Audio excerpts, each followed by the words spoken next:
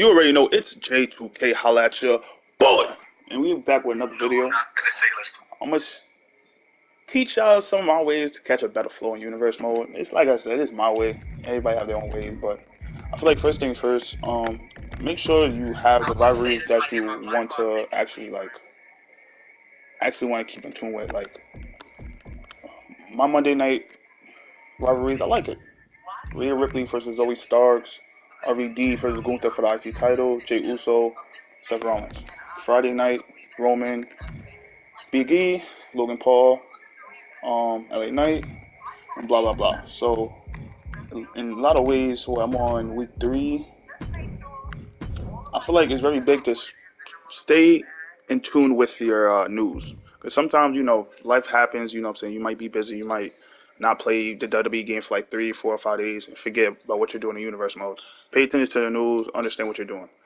Regarding the storyline, making sure shit makes sense and stuff like that. Because as long as everything is in a flow, as in like what you're doing in terms of cutscenes, it will make shit just feel way much better when you're playing the game, and like you can go month in and month out without feeling like, oh, you have to start over or shit fucking up or shit getting boring. So paying attention to the new is key. That's number one.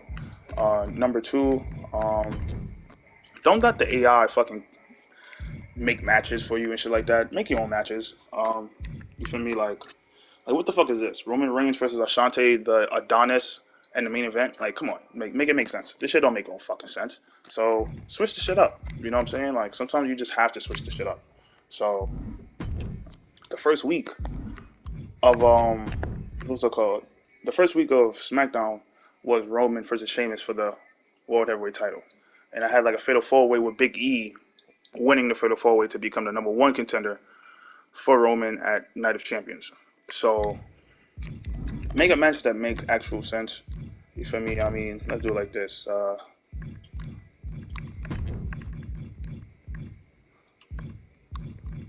Like, you feel me?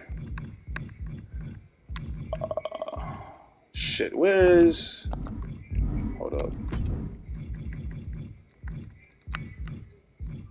See, it's not showing...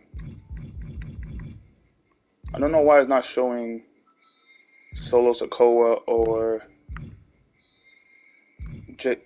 Jimmy Uso. That's weird. Anyways. Fuck it, let's put it like this. Post-match. Someone that can make sense in the rivalry. Bobby Lashley is a contender for the World Heavyweight Champion. He's not the number 1 contender, but he's a contender. So Big E versus Bobby Lashley as a main event. That's a good match. That's a main event. That's a good main event for SmackDown. So have Roman interrupt that, and boom, you have something right there, another cutscene. Something big leading into the pay-per-view. So creating your own matches is also like a major thing you should like get in the habit of, making your own cutscenes and shit like that. I mean, obviously you can't make your own cutscenes, but creating matches and make sure you put in superstars that, a third party that makes sense in regarding, certain rivalries. Because Ashante the Adonis just didn't make sense. Like, why is he in the main event? But yeah, keeping in tune with your news, making your own matches, that shit really, really, really helps. Another thing, space out the pay-per-views. Don't have all these fucking pay-per-views all close to each other and shit like that. And I'm not talking about NXT and all this other shit, but I'm talking about, like I said, in month of May, they had fucking Backlash and Night of Champions. That shit is doo-doo. Honestly, I'm about to take it to the old school era. Like, I had plans after SummerSlam, having each show have their own pay-per-view. Obviously the big pay-per-views like SummerSlam is gonna be Raw and SmackDown. Survivor Series, Raw and SmackDown. Royal Rumble, Raw and SmackDown. WrestleMania, Raw and SmackDown. But the low pay-per-view like Payback, that might be a Raw pay-per-view. Extreme Rules, that might be a SmackDown pay-per-view.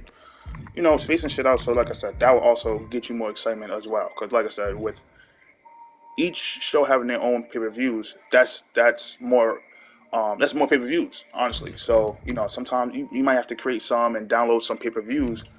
But, yeah, I mean, Example, I got Armageddon.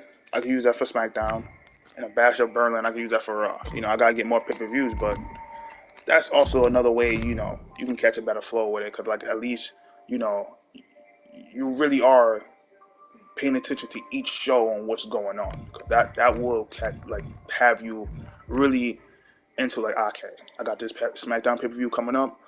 What's gonna, because like I said, to me it's most fun when you play the pay-per-views. That's sometimes I just simulate the fucking show. Sometimes like, yeah, shows don't really, I can't really, there's only so much I can do. I'm just gonna simulate the fucking show, and that's okay. It's like, sometimes I treat this shit like my GM, but fuck it. Anyways, that's about it. That's like 3 key tips. Pay attention to the news. Make your own matches. You know, make your own matches, and what the fuck am I doing? Make your own matches and choose superstars that can be involved with the cutscenes, but also, like I said, make it be in a flow. If the first week of the rivalry fucking shit starts with you know, Roman Reigns coming to show off his championship belt, and then the next week, you know, Roman attacks Big E with the belt, and then the next week after that, Big E comes back and start a brawl before the match and after the match. Shit like that. That's 3 week span of 3 different cutscenes, but it's in a flow. So, anyways, you already know it's J2K. Holla at your boy. Wait, that was not enough energy. Wait, bring it back, bring it back, bring it back. You already know it's J2K. Holla at your boy. Peace.